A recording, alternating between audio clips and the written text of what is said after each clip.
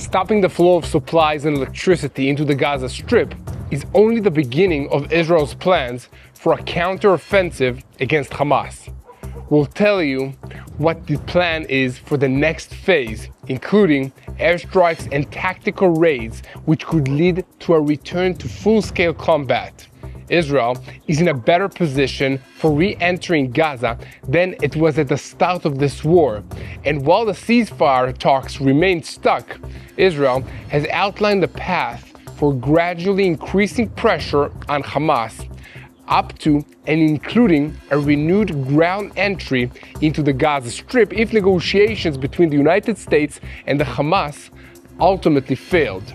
However, there are also reports that Hamas has agreed to extend the ceasefire by 2 months in exchange for the release of living hostages. An Israeli delegation will soon be on its way to Qatar, while a source close to Hamas has provided details about the talks with the United States as well as about the disagreements. These direct talks between the United States and Hamas have prompted concerns in Israel, but in any case for now, there is no breakthrough to report. However, following the situation assessment headed by Prime Minister Benjamin Netanyahu, it was announced that an Israeli delegation will leave for Doha, Qatar, on Monday, and Hamas announced that it intends to begin negotiations on Phase B immediately. Meanwhile, on the ground, Iran's talking points resonate as Hamas and Hezbollah have declared they will not give up their weapons, even as food warehouses in Gaza caught fire as a result of activity by Hamas. In the northern arena, Israel has launched its largest attack in Lebanon since the ceasefire with Hezbollah began. In the last 24 hours, 9 sites were attacked, with over 20 targets, including launchers, other positions of Hezbollah, and Hezbollah weapon stockpiles depots. Perhaps most important of all, the mastermind of Hezbollah's efforts to rebuild its terror infrastructure in Lebanon was eliminated in a targeted strike. Next door in Syria, a horror show is on its way, with reports that as many as 4,000 people have been terminated in a massacre carried out by the new jihadist regime, which has taken power in Damascus. The victims of this massacre include Alawites and Christians, and according to reports from the field, in light of these reports, the IDF forces deployed in southern Syria to protect the Golan Heights, the border region between Israel and Syria, and have offered protection to the Druze communities there, and have also conducted sweeps to collect and demolish weapons left behind by the Assad regime. TBN Israel's senior Middle East analyst Mati Shoshani will show us what's happening in our neighborhood and what the latest power changes are, including the American proposal for Hezbollah to disarm. He'll also tell us about the recent speech by Iran's supreme leader in which he sharply condemned United States President Donald Trump and Western countries more generally. We have a lot to talk about today, so let's dive into the details. I'm Yair Pinto, and this is your Boots on the Ground report about what is happening in Israel on day 520 of the war against Hamas, Hezbollah, the Houthis in Yemen, the Shiite militias in Iraq, and all the other armed groups operating in this region under the control of the Iranian Revolutionary Guards Corps, which is the head of the axis of evil in the Middle East. A moment before we begin, I want to invite you to click on that subscribe button if you haven't already, so that you never miss another episode of Boots on the Ground. Last Chance, our Rebuild Israel campaign, ends in just a few days. So if you want to be part of restoring hope, visit the address on your screen and make a difference today. While the ceasefire talks are still stuck, Israel has outlined a path for gradually increasing pressure on Hamas up to the point of a renewed ground entry into the Gaza Strip. US President Donald Trump and his envoy to the Middle East, Steve Witkoff, threatened to return to war in the Gaza Strip if Hamas does not release the remaining hostages, and Israel is already planning how to implement this plan if it becomes necessary to do so. And meanwhile, the Prime Minister's office announced on Saturday evening that on Monday, Israel will send a delegation to Doha in an effort to advance negotiations on the release of the hostages. The announcement stated that Israel is responding to the invitation of the mediator countries, Egypt and Qatar, with US backing. The announcement was published at the end of the phone-based situation assessment convened by the Prime Minister Benjamin Netanyahu and against the background of direct talks that the United States is conducting with Hamas. These talks have aroused concerns in the government, and there have been some sharp exchanges between Israeli and US officials because of these talks. However, the Israeli delegation to Doha is proceeding and will include senior officials from the Shin Bet, and Netanyahu's political advisor Ofir Falk will be there as well, together with the prisoners and missing persons coordinator Gal Hirsch and working-level staff from the IDF and the Mossad. A political source said that the Israeli delegation will try to advance envoy Steve Witkoff's outline. In a related development, an Israeli source was quoted on Saturday evening on the Saudi channel El Khadet, claiming that the direct talks between the United States and Hamas have not yielded results. For its part, Hamas issued a statement saying that the delegation emphasized the need to fulfill all the terms of the agreement and to immediately begin negotiations on the second phase to open the crossings and reintroduce aid to the Gaza Strip without restrictions or conditions. The organization further stated that the delegation emphasized the movement's approval for the establishment of an independent community support committee to manage the Gaza Strip until general elections are held at all levels, national, presidential, and legislative. In this context, on Saturday evening, the Saudi news portal El Khadat reported that an agreement had been reached on extending the temporary ceasefire between Israel and Hamas during the month of Ramadan, but both Israel and Hamas have denied the report. And subsequently, the Saudi channel El Khadat reported that Hamas agreed in principle to extend by 2 months the first phase, the ceasefire and the release of hostages in limited phases, and to release live soldiers. Sources who spoke with the channel said that Hamas showed flexibility during the negotiations of its expanded delegation in Cairo. The positive progress in the negotiations with Hamas in Cairo led Israel to send its delegation on Monday. While all of this was going on over the weekend, Adam Bochler, the president of Trump's envoy for American hostages, continued to talk directly with Hamas representatives despite Israeli objections to this process. A word of explanation is in order here. The Gazan journalist Tamer El-Mashal, considered the Hamas mouthpiece, said that 4 direct meetings were held this week between the United States and Hamas. And according to him, the Americans requested a separate, partial deal for the release of a living soldier with American citizenship and 4 bodies. Hamas agreed to a partial deal and requested the release of hundreds of Palestinian terrorists that are imprisoned inside Israeli jails. The Americans agreed to free 250 prisoners, including 100 serving life sentences and the rest serving long sentences. Israel asked for the right to oppose 50 names of those serving life sentences, and Hamas agreed to the right to oppose 10 names at most. The Americans withdrew from the 4th meeting, saying that President Trump wants releases without compensation. What appears to be on the table now is not the release of all the hostages in 2 phases, but the release of a small number of hostages and the extension of the ceasefire until the end of the month of Ramadan and Passover. However, sources who spoke with senior administration officials said that President Trump's meeting with survivors of captivity left him shocked and angry, and his directive to the team is that the hostages must be freed.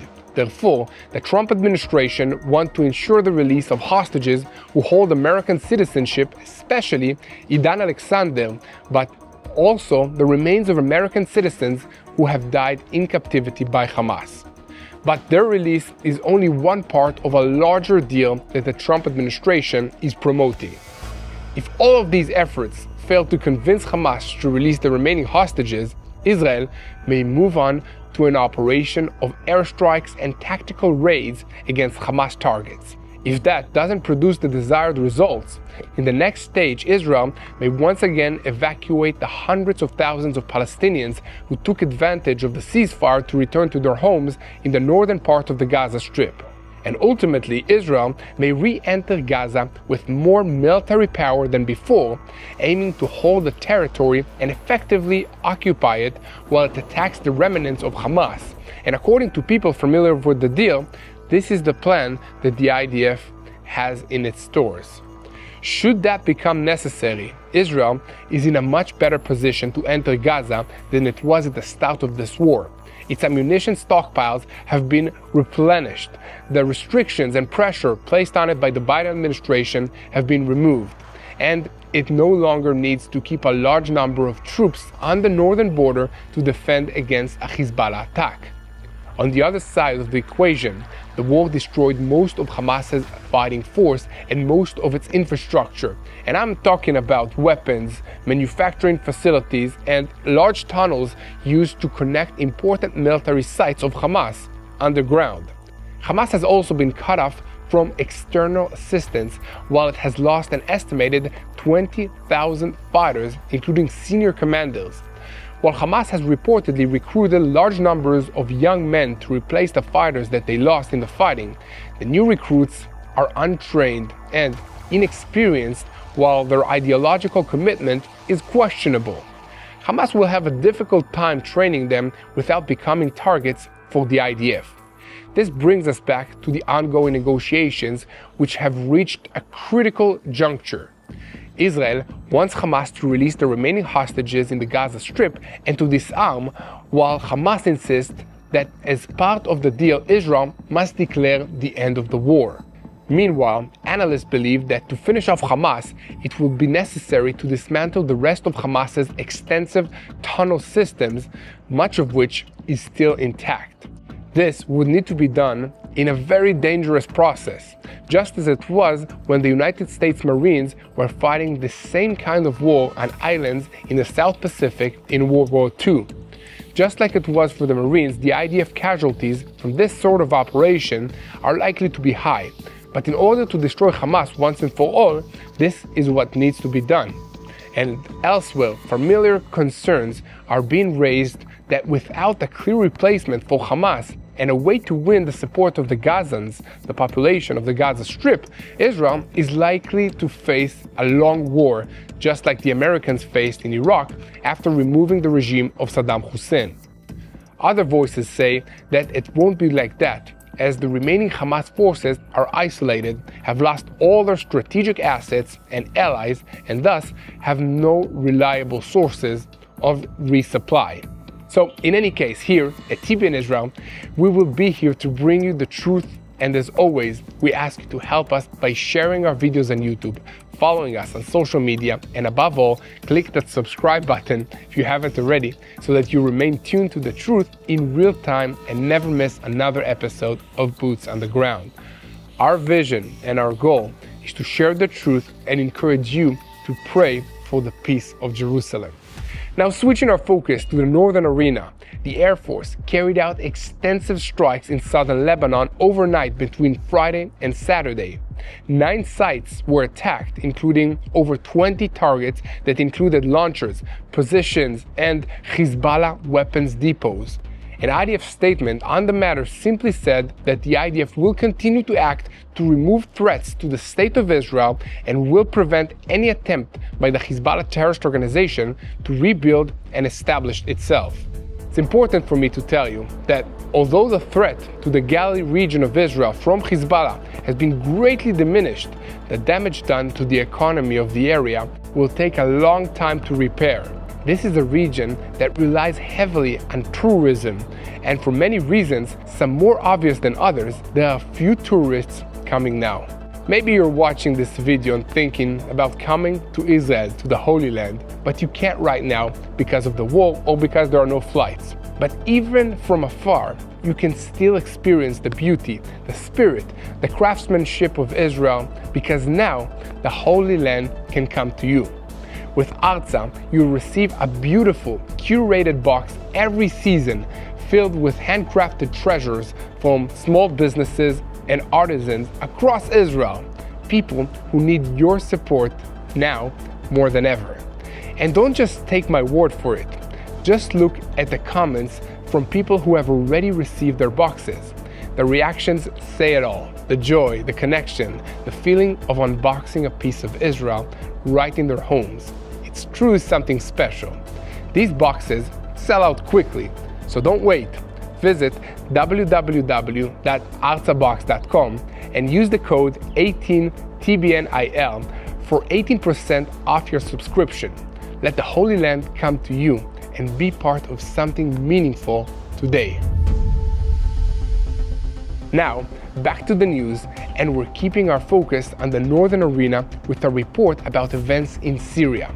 The mask has come off of the HTS group led by Ahmed Sarraj, also known as El-Julani, who took control of Damascus last December. Their attempt to present a moderate face to the world has failed in a spectacular way, as clashes with local Alawite tribes that began last Thursday quickly escalated, resulting in a massacre of an estimated 4,000 people, mostly civilians and including entire Christian villages. And this is according to reports on the ground in Syria. Amidst these developments, the IDF continues to reinforce the security area in the buffer zone on the Syrian border.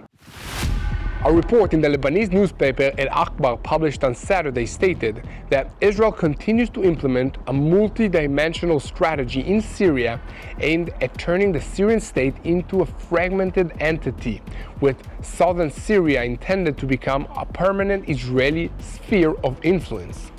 Among other things, this involves an Israeli demand that the forces of HTS, or as it calls itself, the New Syrian Army, not deploy south of Damascus. The entire region, including the Quneitra, Dara, and El Saweda governance, must be demilitarized. It is important to mention that the Druze population of this region has asked Israel for protection from HTS, and Israeli officials have publicly declared their intention to defend these communities. These plans have become all the more urgent in the last few days, as we have seen the HTS forces attacking Alawite and Christian villages further north. According to a report by the American network Fox News, jihadist forces have entered these villages and simply executed anyone who they suspect does not support the regime, sometimes including entire Alawite or Christian families. Houses of worship have also been burned in many of these villages, and widespread destruction and displacement is going on. Victims told news agencies that the HTS forces have also stolen money and property from their victims before driving them out of their houses. While the international community remains mostly silent in the face of these atrocities, Israel is one of the few countries responding unequivocally. Defense Minister Israel Katz issued a statement condemning the regime of HTS led by Abu Muhammad El-Julani, also known as Ahmed Sarraj. In his statement, Katz declared that El-Julani removed the mask and revealed the true face, a jihad terrorist from the Al-Qaeda school who commits atrocities against civilians. Katz emphasized that Israel will act to ensure that southern Syria remains demilitarized and that the Druze population receives protection. It is worth mentioning that recent events fulfill a warning heard months ago from the Director of National Intelligence of the United States, Tulsi Gabbard. In a Senate hearing, he said, "I have no love for Assad or any dictator. I just hate Al-Qaeda. I hate that our leaders are cuddling Islamist extremists and calling them rebels, jihadists who danced in the streets on September 11 and who were responsible for the killings of American soldiers." Gabbard has been criticized for meeting with Assad, but in light of this testimony and recent events, maybe it wasn't an entirely bad idea for her to do that. It's probably too late to wonder about that now, and in any case, the rest of the Western world is not showing any great measure of competence in responding to these events. UN Secretary General Antonio Guterres met with El Sarraj just 2 days before the outbreak of the massacre, and since then has maintained a defining silence.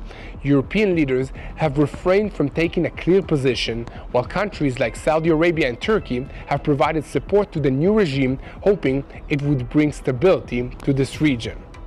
And here at TBN Israel, we will continue to update you on developments in Syria, and once again we ask you to help us by sharing our videos on YouTube, following us on social media, and subscribing to this channel if you haven't already.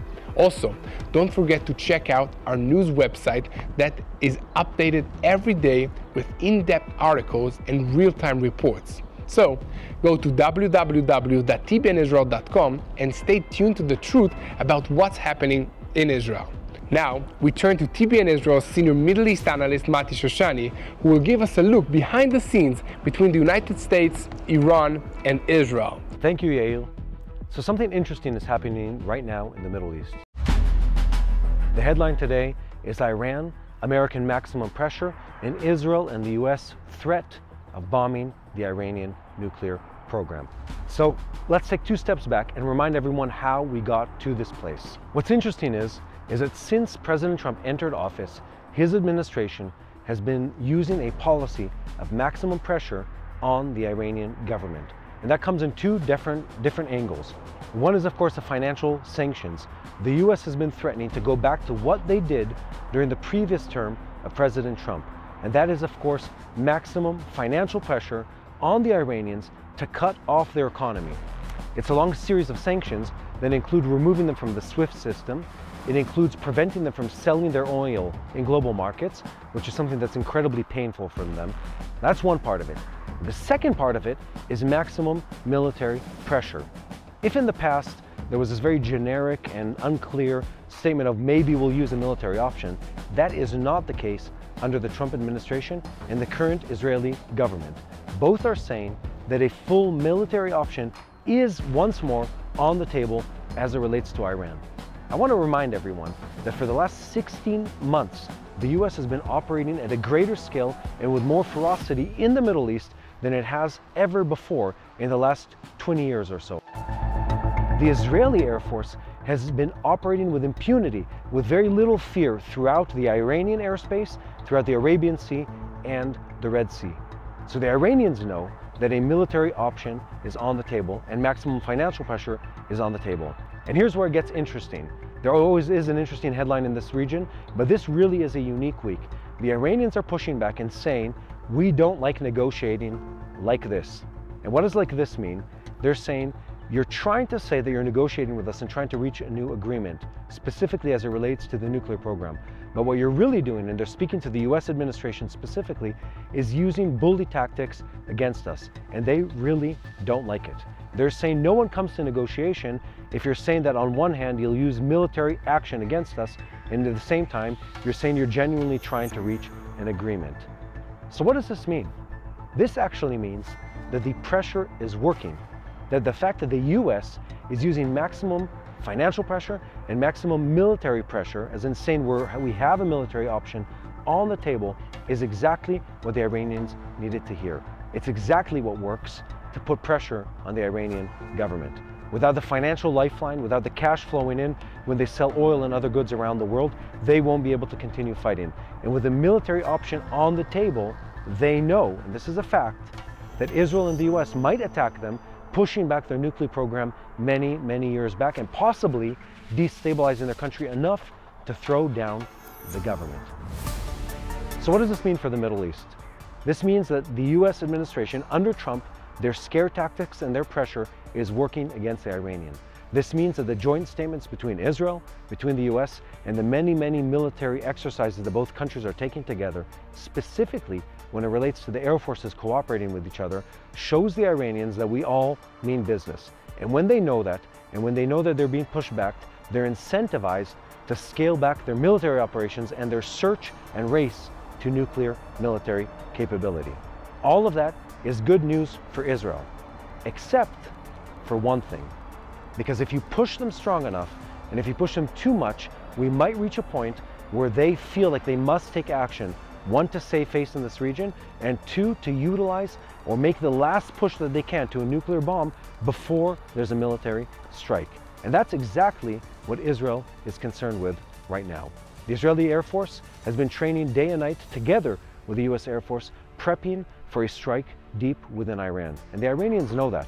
They know that time is playing to their benefit, and they're trying to race as fast as they can, one, to push back any kind of American sanctions and pressure on them, but two, to prevent an attack to the point where they're close enough to a bomb where we wouldn't dare to attack. So what is the Israeli government doing? What are the Iranians doing? What is the US going to do in the next 30 days or so? The US is saying, under President Trump, we want an agreement. But if it fails, we have another option on the table. If the carrot doesn't work, we have a huge stick that's called a military strike deep in the heart of Iran that we will use. The Israeli government, the Israeli Air Force, the Israeli Army is looking at all of this and saying, we want to make sure that the Iranians aren't close enough to a bomb that we can't attack them. So if we attack, it better be soon. And the Iranians are saying, we see all of this, and we want to or have a really good agreement that benefits us on a financial level where we can save face with our people, or option two, we're running as fast as possible to a military nuclear capability to prevent this impending attack. What is really going to happen? My projection is, we've talked about this a lot on the TBN Israel YouTube channel, our projection is that the Iranians are not going to reach a bomb anytime soon. That with the combined financial and military pressure by Israel, the United States, and others in this region, they're going to decide that an agreement is the best thing for them right now. This is how things are complicated in geopolitics in this region, where you have to manage a relationship and an enemy long-term to the point that they're weakened or managed and can't attack. We're going to be tracking with this. If you want to make sure to keep up with everything that's happening in this region, make sure to follow, share, and subscribe so you never miss another report. We're also on social media. Make sure to give us a follow there on Instagram and Facebook. And now back to Yael Pinto. Thank you, Mati Shoshani, for clarifying things. Now, we keep our focus on the wider region and take a look at another two-faced country that leaves a trail of blood while trying to gain a great deal of power in the Middle East. I'm speaking, of course, about Qatar. While mediating between Israel and Hamas in an effort to bring about a continuation of the hostage deal, Qatar's foreign ministry issued a statement on Saturday evening that it calls for intensifying international efforts to place all Israeli nuclear facilities under IAEA safeguards and for Israel to join the Treaty on the Non-Proliferation of Nuclear Weapons, NPT. The Qatari statement added that it stressed the urgency of the international community and its institutions to take decisive actions to force Israel to implement international resolutions, recognize the Palestinian people's right to self-determination and the establishment of an independent state, restore security and stability in the Middle East, and prevent additional global risks. The day before yesterday, Qatar's Prime Minister and Foreign Minister Mohammed bin Abdulrahman Al Thani gave an interview to the program of American journalist Tucker Carlson addressing his country's ties with Hamas. Among other things, Al Thani said the offices of Hamas were opened with complete transparency and at the request of the United States. If someone is present in your country, that does not mean that you support him. He was asked how close Iran is to nuclear weapons and said, "There are lots of news and headlines that Iran is close to nuclear weapons. That's not something that we heard about even in our communications with the leaders of Iran." And according to him, an attack on Iran would be the start of a war that would spread throughout this region. As always, here at TBN Israel, we will continue reporting on every development, and we ask you to keep praying for Israel. Pray for the hostages in Gaza to be released and reunited with their loved ones in Israel, here, in this country. Continue praying for all the soldiers that are risking their lives in Syria, in Lebanon, in Gaza, in Judea and Samaria, protecting us and also you, because this evil that we're fighting wants to spread to Europe and to the United States. Pray for all the civilians, all the citizens that are affected by these terrorist organizations. Pray for all those in Syria that were attacked by these jihadists that took control of the country, and most importantly, unite in prayer for the peace of Jerusalem.